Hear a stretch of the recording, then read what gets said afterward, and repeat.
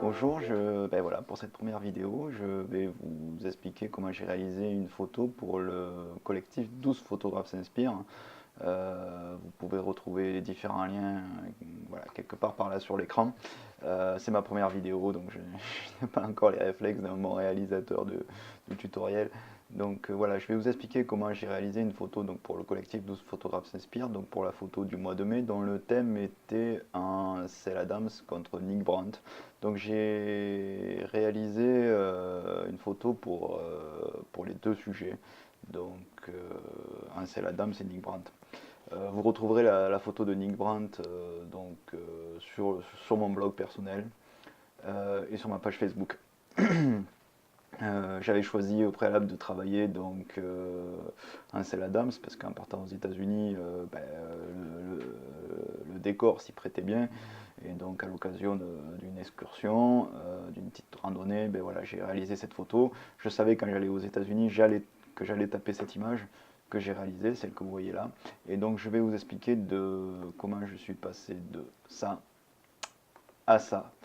Alors concrètement, lors de ma randonnée, j'ai réalisé 8 prises de vue que vous pouvez voir ici.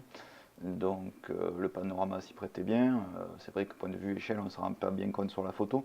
Voilà, donc pour ça que j'ai réalisé donc ces 8 prises de vue. 8 prises de vue donc à 200 ISO et diaph 22 pour respecter un peu le travail d'Ansel Adams. Donc vous aurez toutes les explications sur mon blog et sur le collectif quand je vais présenter mon image, donc le 12 mai prochain.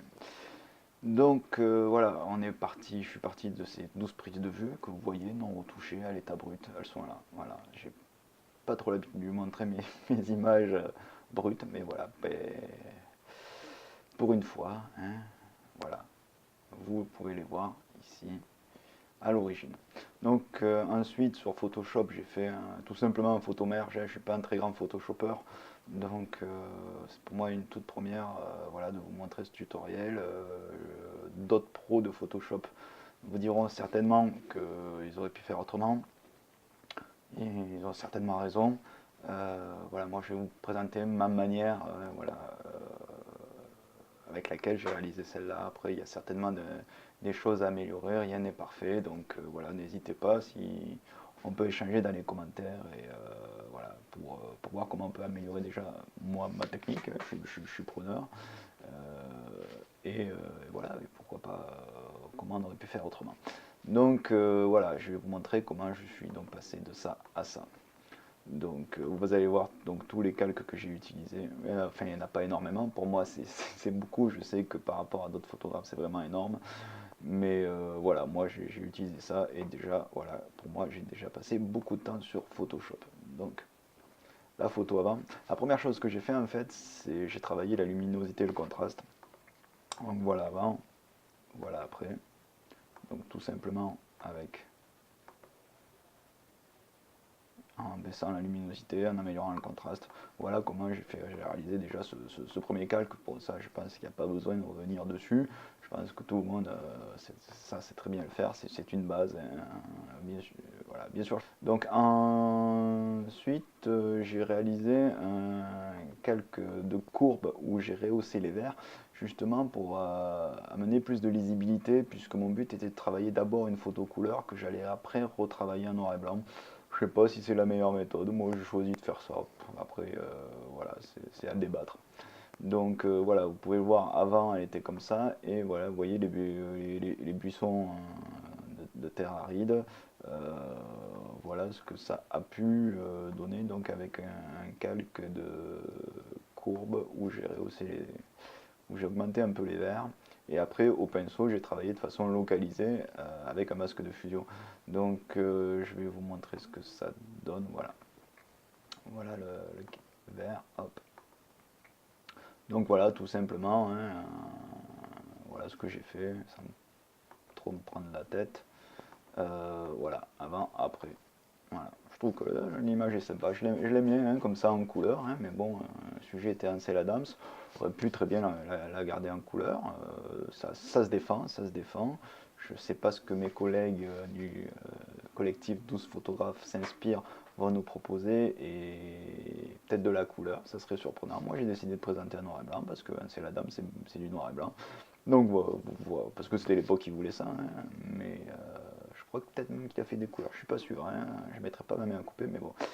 Et donc voilà, donc voilà, moi je présenterai un noir et blanc. Donc voilà, donc j'ai travaillé d'abord la photo en couleur, les buissons. Voilà.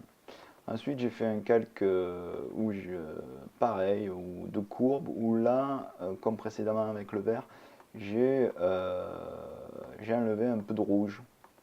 Ce que je trouvais, vous voyez, avant je trouvais ça un peu rouge. Donc voilà, ben, j'ai baissé cette couleur avec un calque. Hein, je vais vous montrer.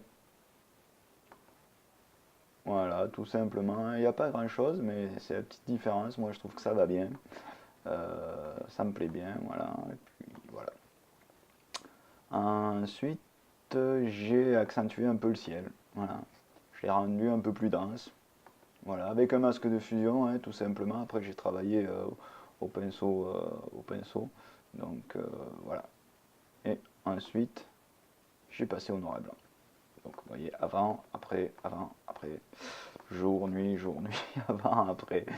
Et voilà. Ensuite, après ça, j'ai fait un calque de luminosité pour rajouter de la densité. Et voilà, pour avoir des nuances de noir, de blanc, des noirs un peu plus denses et des blancs un peu plus clairs. Voilà, j'ai travaillé sur la luminosité et le contraste. Voilà, ça vous pouvez voir ici. Et ensuite, donc j'ai fait donc, la partie la plus importante, j'ai travaillé sur deux calques de Jane Byrne. Donc pour ceux qui ne connaissent pas le calque de Jane Byrne, on crée un calque de gris neutre. Je vais vous montrer la manip, il suffit d'appuyer sur Alt, créer un calque.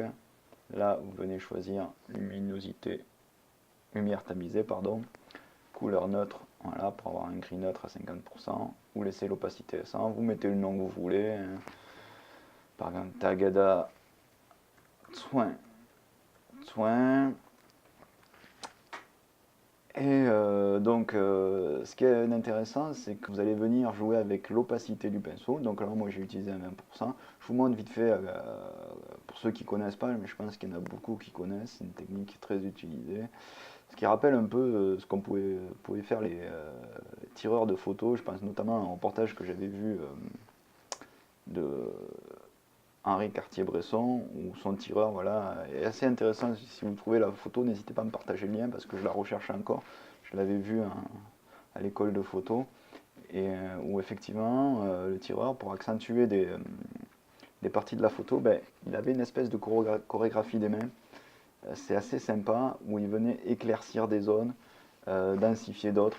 Donc c'est très joli reportage, si vous pouvez le voir. Et c'était le tireur photo d'Henri Cartier-Bresson. Et donc la technique du Dodge and Burn, c'est ça en fait, c'est venir éclairer ou assombrir des parties. Donc c'est forcément plus facile parce que c'est Photoshop, c'est vachement beaucoup plus populaire que d'avoir son labo photo. Et donc vous voyez, là par exemple avec le pinceau noir, j'assombris quelques parties. Voilà.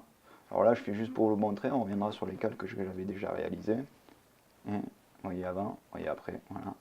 Et on peut faire pareil avec donc, le pinceau blanc, hein, si vous revenez avec le pinceau blanc, où on peut venir éclaircir les zones. L'avantage, c'est que, ça n'altère pas la qualité de la photo. Ouais. Donc c'est ça qui est intéressant. Voilà. Donc je vais supprimer le calque Takada Soin. C'est vraiment n'importe quoi.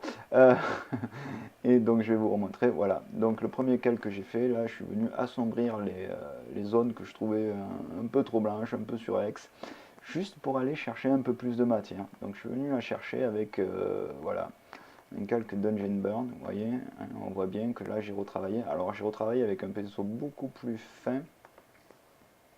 Et je suis venu, hop, voilà. Vous voyez, avant, après, je suis venu vraiment travailler de manière très localisée. Et j'en ai fait un second, donc voilà.